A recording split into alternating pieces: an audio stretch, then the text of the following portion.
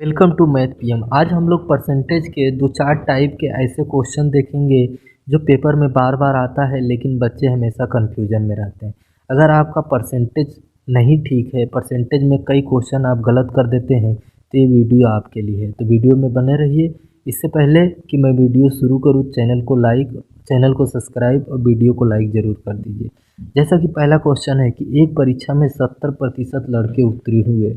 यदि 150 लड़के अनुत्तीर्ण हुए हो तो परीक्षा में कुल कितने लड़के उपस्थित थे। ठीक, अब इसके कहने का मतलब है कि 70% लड़के पास हुए, जिसमें से 150 लड़के क्या हो गए, फेल हो गए। तो कुल लड़कों की संख्या आपको बतानी है।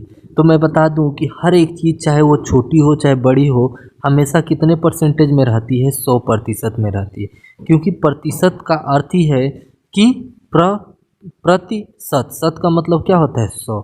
मतलब किसी भी चीज़ को आपको 100 भागों में, मतलब हर चीज़ आपका 100 भागों में बटा रहता है। ठीक है, चाहे वो छोटी संख्या हो चाहे बड़ी संख्या हो चाहे कोई भी संख्या हो, हमेशा वो 100% में रहती है। जैसा कि 70% पास हुआ है, मान लीजिए 100% लड़के हैं। मैंने बताया था कि हर चीज़ क्या होती है कि हमेशा 100% आती है। 100% लड़के हैं, जिसमें 70% पास हुए, तो कितना प्रतिशत फेल हुए होंगे, 30% लड़के फेल हुए होंगे।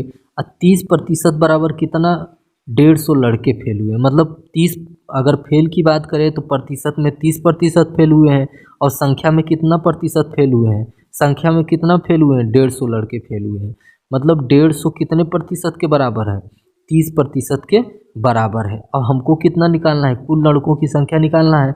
कुल लड़कों की संख्या हमेशा कितनी रहती है, 100% रहती है। मतलब 100 से हमको गुणा करना है। ठीक है, अब 3 से 3, 0 0 कट गया, 3 एकम 3, 3 पचे 15। अब 5 से 100 में गुणा करेंगे तो क्या हो जाएगा, 500 हो जाएगा। तो कुल लड़कों की संख्या कितनी निकल के आई, 500 निकल के आई। अब दूसरा क्वेश्चन है कि किसी परीक्षा में चरण ने 54 अंक प्राप्त किए, जो कुल अंकों का 72% के बराबर था।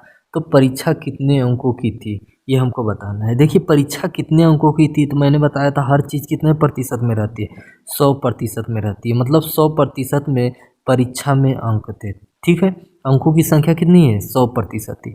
100% में चरण ने 72% अंक पाया।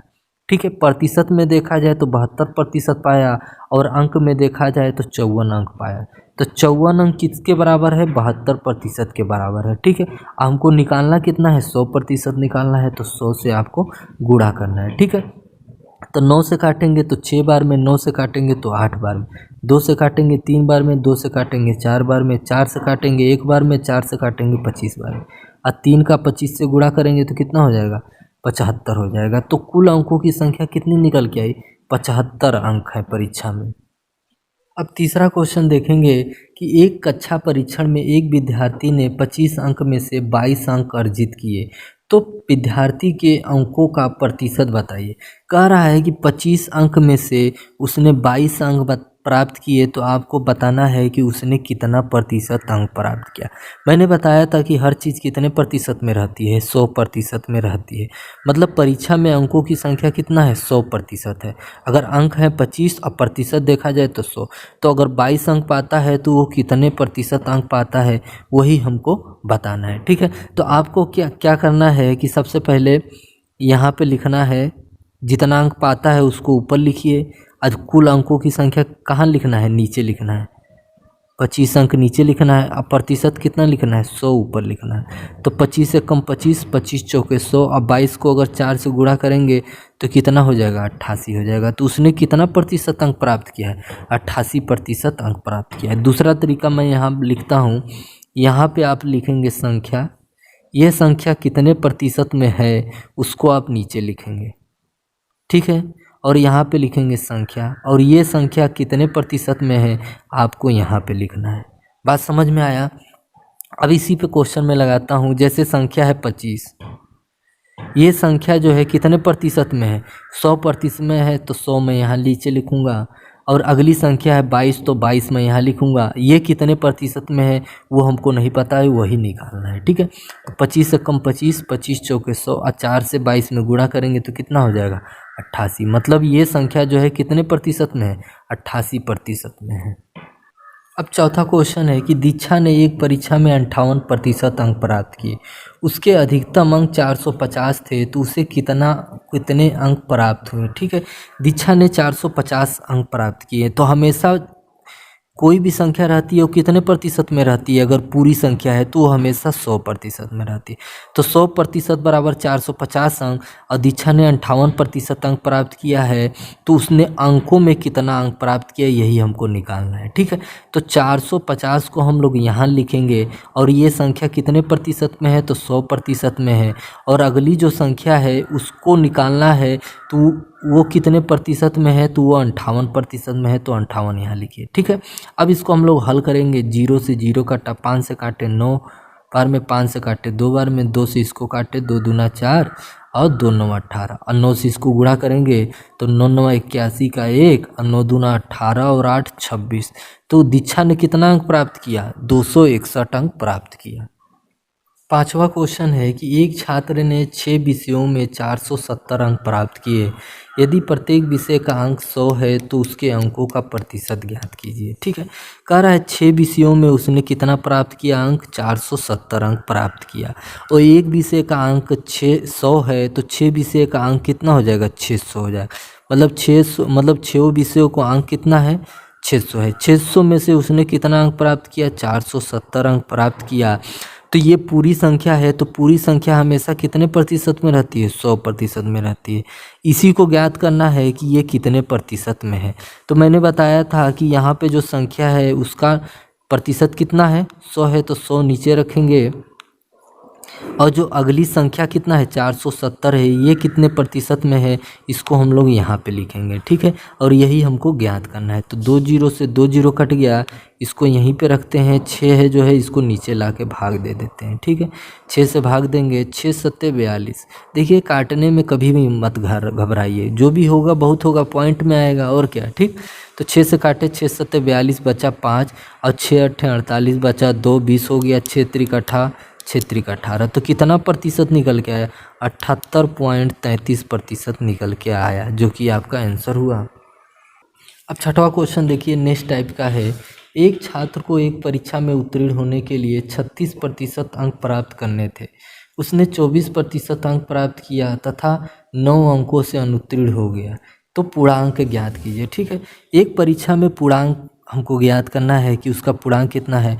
लड़के ने 36% अंक प्राप्त करता तो वो पास हो जाता, लेकिन उसने केवल 24% अंक प्राप्त किया और 9 अंकों से फेल हो गया। ठीक है, अब पूर्णांक हमेशा कितना रहता है, पूर्णांक हमेशा 100% रहता है। 100% को हमको ज्ञात करना है कि वो कितने प्रतिशत में है। ठीक है, अब देखिए अगर प्रतिशत में देखा जाए तो कितना कम प्रतिशत पाया है। 36 में से 24 घटाया जाए तो कितना प्रतिशत बचेगा, 12, मतलब 12% वो कम पाया है। और अंकों में देखा जाए तो कितना अंक कम पाया है, अगर 9 अंक पाता तो पास हो जाता है, मतलब 12% बराबर आपका 9 अंक हो गया। ठीक है, तो संख्या हमारा क्या है, 9, ये कितने प्रतिशत में है, 12% में है। ठीक है, और अगली जो संख्या निकालना है वो कितना प्रतिशत में निकालना है, 100% में निकालना है। इसी को हल करना है। ठीक है, 3 से काटेंगे, 3 त्रिक का 9, 3 चौक 12, 4 से काटेंगे, 4 एक कम 4, 4 से काटेंगे 25 बार में, और 3 का 25 से गुणा करेंगे तो कितना हो जाएगा, 75। ठीक है, तो कुल पूर्णांक कितना है, 75 अंक का पूर्णांक है। अब नेक्स्ट क्वेश्चन भी उसी टाइप का है। एक छात्र को एक परीक्षा में उत्तीर्ण होने के लिए 33% अंक प्राप्त करने थे, उसने 25% अंक प्राप्त किया और 40 अंकों से फेल हो गया, तो पूर्णांक ज्ञात कीजिए। ठीक है, 33% अंक प्राप्त करता तो वो पास हो जाता, लेकिन उसने 25% अंक प्राप्त किया और 40 अंकों से फेल हो गया। अब इन दोनों में देखिए कितना प्रतिशत वो कम अंक प्राप्त किया है, तो घटाएंगे तो कितना प्रतिशत कम अंक प्राप्त किया, 8%। तो 8% कम अंक प्राप्त किया है, और नंबर में कितना अंक प्राप्त किया है, कम, 40 अंक प्राप्त किया है कम। तो 8% बराबर क्या हो गया, 40 अंक हो गया। अब पूर्णांक ज्ञात करने के लिए कितना प्रतिशत निकालना पड़ेगा, 100% निकालना पड़ेगा। तो 40 अंक है, ये कितना प्रतिशत है, 8% है। और जो पूर्णांक हमको ज्ञात करना है वो कितना प्रतिशत हमको निकालना पड़ेगा, 100% निकालना पड़ेगा। ठीक है, अब हल करते हैं। 8 कम 8, 8 पंचे 40, अब 5 का अगर हम 100 से गुणा करेंगे तो क्या हो जाएगा, 500 हो जाएगा। यही आपका क्या हो गया, आंसर हो गया। अब 8वां क्वेश्चन है कि एक परीक्षा में एक छात्र ने 35% अंक प्राप्त किया और 20 अंकों से अनुत्तीर्ण फेल हो गया, मतलब जबकि दूसरे छात्र ने 40% अंक प्राप्त किया और पास होने की न्यूनतम अंकों से 20 अंक ज़्यादा लाया। तो हमको पहले में पूर्णांक बताना है और दूसरा में उत्तीर्ण होने के लिए आवश्यक न्यूनतम अंकों की संख्या बताना है, ठीक है। तो उसने 35% पहले अंक प्राप्त किया तो 20 अंकों से फेल हो गया, मतलब 20 अंक अगर वो ज़्यादा पाता तो वो क्या होता, पास हो जाता। लेकिन अब दूसरे में दूसरा लड़का 40% अंक पाता है तो 20 नंबर ज़्यादा लाता है, मतलब 20 नंबर ज़्यादा लाता है, पासिंग से 20 नंबर वो ज़्यादा लाता है, मतलब अगर वो 20 नंबर कम भी लाता तब भी वो पास हो जाता। तो हमको बताना है पूर्णांक और पासिंग अंक बताना है, ठीक है। तो इस तरह के क्वेश्चनों में हम लोग क्या करते हैं, प्रतिशत को घटा लेते हैं, दोनों प्रतिशत को घटाएंगे कितना प्रतिशत बचा, 5% बचा। और इन दोनों संख्याओं को अगर एक माइनस में है एक प्लस में है तो दोनों को जोड़ लेंगे, ठीक है। तो 20 कितना हुआ, 40 हो गया, ठीक है। तो 40 अंक बराबर कितना प्रतिशत के बराबर है, 5% के बराबर है, ठीक है।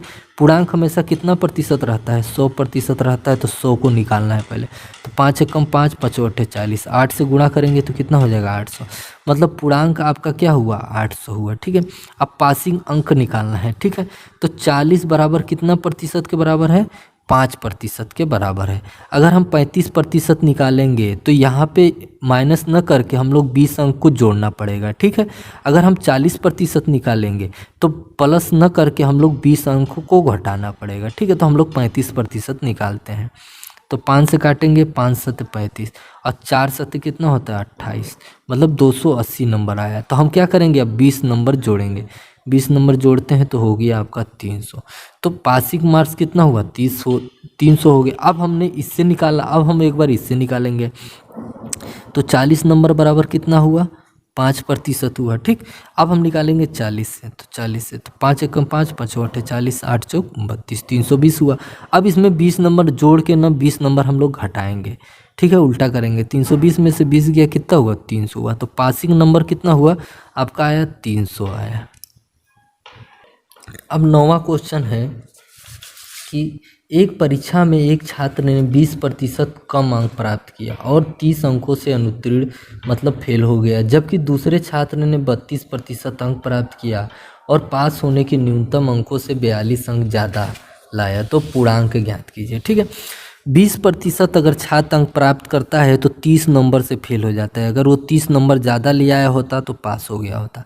एक छात्र ने 32% अंक प्राप्त किया तो पास होने से 42 नंबर ज़्यादा लाया, अगर वो 42 नंबर कम भी लाता तब भी वो पास हो जाता, ठीक है। तो इस तरह के क्वेश्चन में हम क्या करते हैं, दोनों को घटाते हैं, तो दोनों को घटाएंगे तो हो जाएगा 12%। अब इन अगर एक प्लस में एक माइनस में है तो दोनों को हम लोग जोड़ते हैं, ठीक है। अगर देखिए एक प्लस में रहेगा एक माइनस में रहेगा, या एक माइनस में रहेगा एक प्लस में रहेगा, तो दोनों को हम लोग जोड़ेंगे।